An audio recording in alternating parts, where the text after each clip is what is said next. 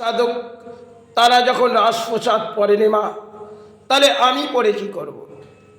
তারা যখন এসেছিলেন তারা তো ফকির হিসেবে আমাদের এই জন্মগ্রহণে তারা গরিব হিসেবে আমাদের দেখিয়ে গেছে। আর শেষ পজিশনে হয়তো আমি ধর্ম পালন করছি, তাই ধর্মের পেছনে লড়াই করতে হয়, কারণ লড়াই না করলে কর্মের সেখানে ধর্ম পালন হয় না। কিন্তু যখন বহুদূর পাতে এসেছি মা, ফিরে তো যেতে হবে, তাই আসা যাওয়ার খেলার পেছনে কিছুই তো সাথে যাবে না।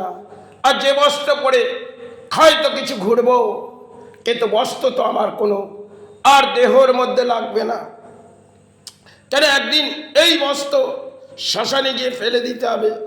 আর যে বস্ত্র পরে হয়তো একটা সময় কর্ম করেছিলাম, তাই সে বস্ত্র ত্যাগ দিলাম।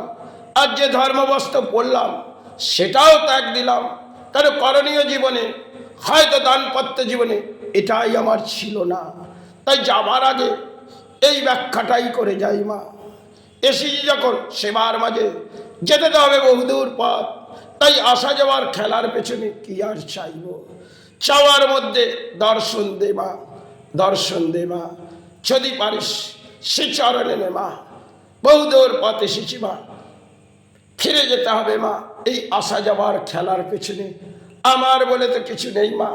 যতটুকু চোখে দেখছি একটা আলো, আবার নেমে আসছে অন্ধকার। তাই এই অন্ধকারের মাঝেই একদিন সে চরণে তো যেতে হবে। তাই যাওয়ার আগে শেষ শেষ সময় হয়তো আসছে মা, ফিরে যাবার সময় আর থাকার ইচ্ছা নেই মা। সে চরণে নেই মা, একায়ার মুক্তি দে, একায়ার মুক্তি দে, দর্শন দে মা, দর্শন দে মা। যদি তোর সন্তান হয়ে এসে থাকি দর্শন দে মা, সে চরণে নে মা, সে চরণে নে মা, একায়ার মুক্তি দে। প্রাণী হিসেবে এসেছি মা, যদি কিছু ভুল হয় ক্ষমা করে দিস। এই জগতে একদিকে কর্ম করেছি মা, একদিকে ধর্ম নীরব হয়ে করে গেছি মা। আজ আছি, কাল সে চরণে নিস, একায়ার মুক্তি দে। বারংবার তোকে জানিয়ে যাচ্ছি মা, সে চরণে নে মা। প্রাণী হিসেবে এসেছি মা, সমস্ত কিছু ত্যাগ দে মা। সকল সেবার মাঝে এসেছি মা, সমস্ত কিছু ত্যাগ দে।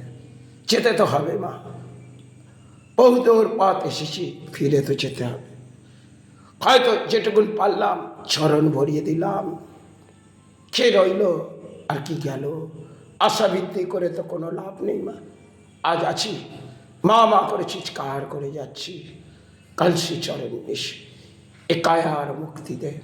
মানুষ্য জন্ম পেয়েছে মা, পেয়েছে জরা ব্যাধি, তাই সে চরণে নে, সে চরণে নে, দর্শন দে।